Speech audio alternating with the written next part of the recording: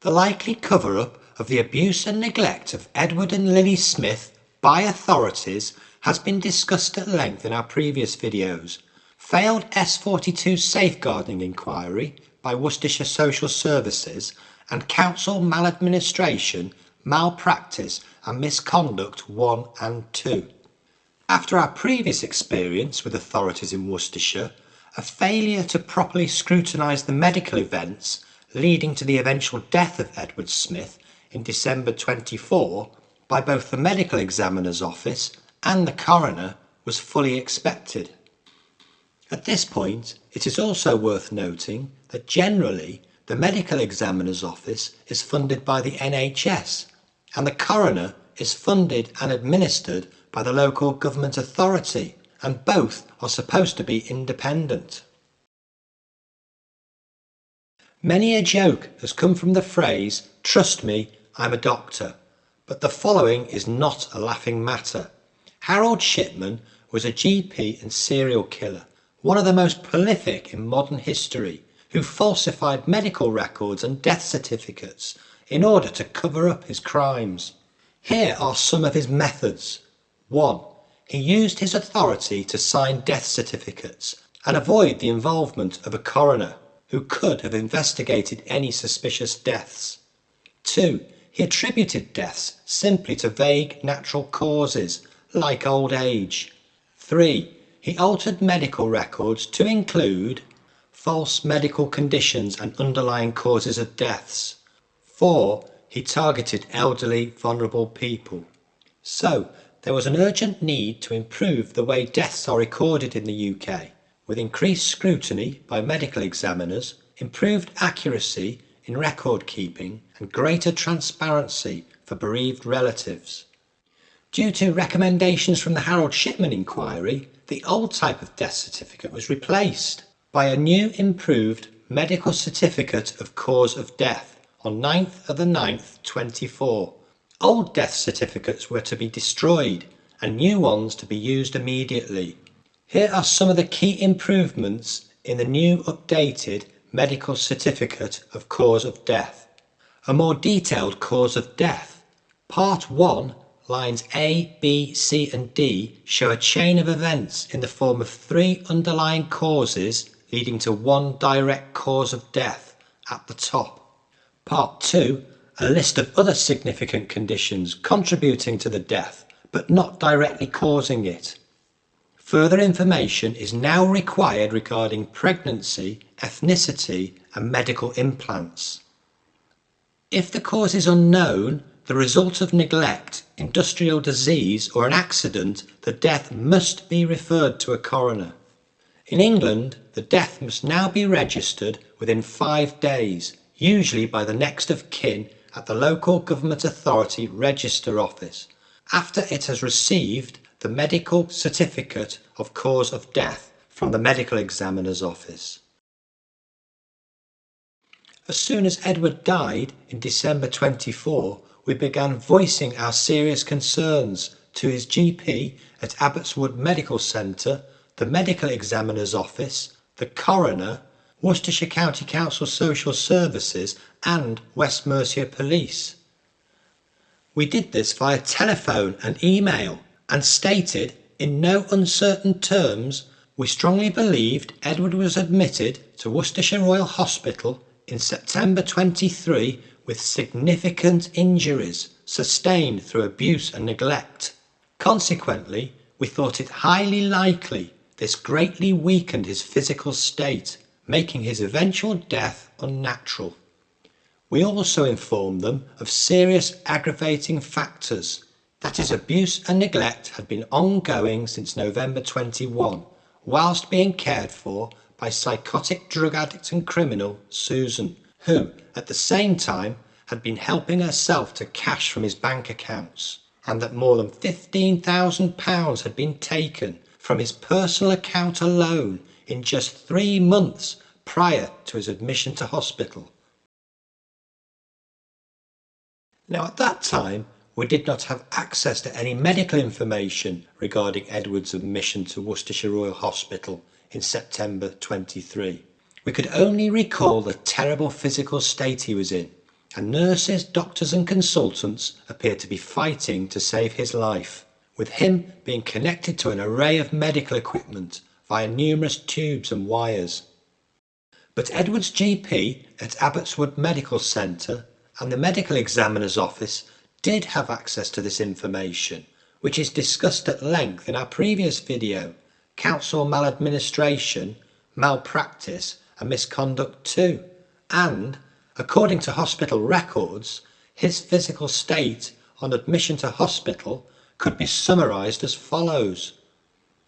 On 24th of the 9th, 23, Edward, an 88-year-old man, a recurrent faller with type 2 diabetes mellitus, ischemic heart disease and suspected dementia, was found at home in a deep state of coma and with severe weight loss, being around 40 kilograms underweight.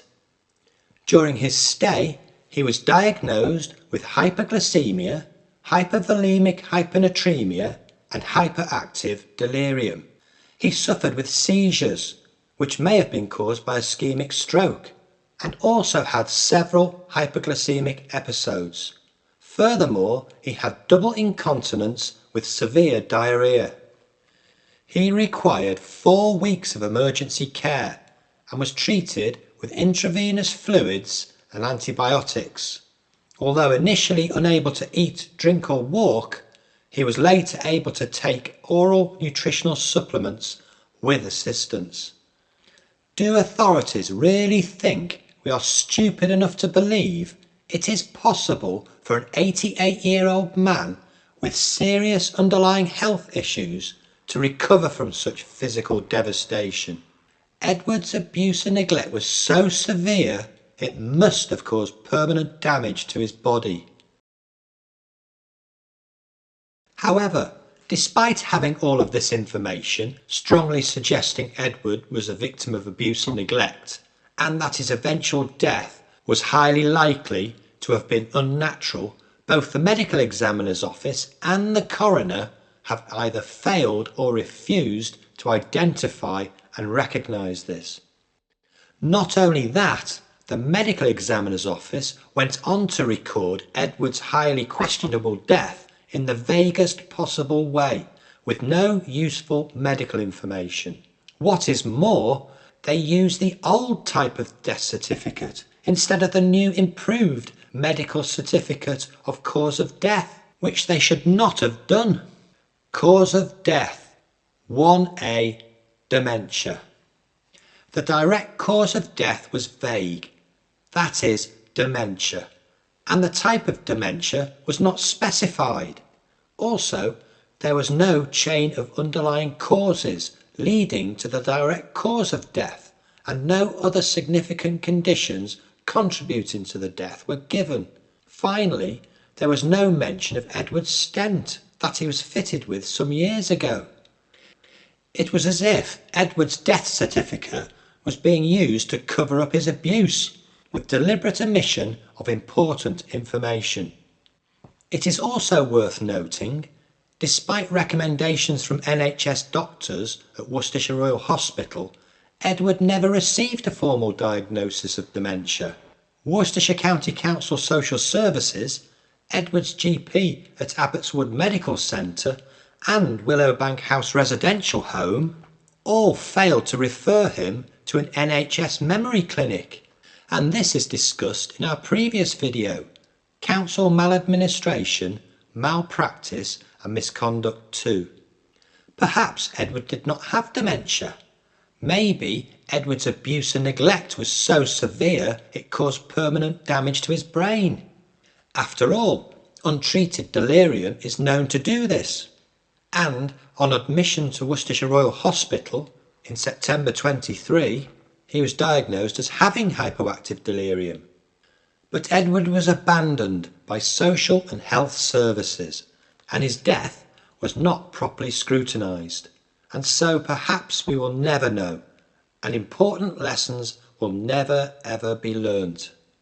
Youngest daughter and next of kin Beverly felt her father's death certificate was so grossly inaccurate that it amounted to false and misleading information.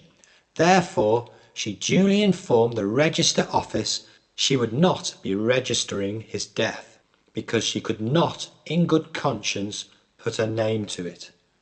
Ironically, as if to add insult to injury, instead of arranging for Willowbank House Residential Home to register Edward's death, which would have been the quickest, easiest option, they insisted that eldest daughter and drug addict Susan do it, the very same person most responsible for his death in the first place.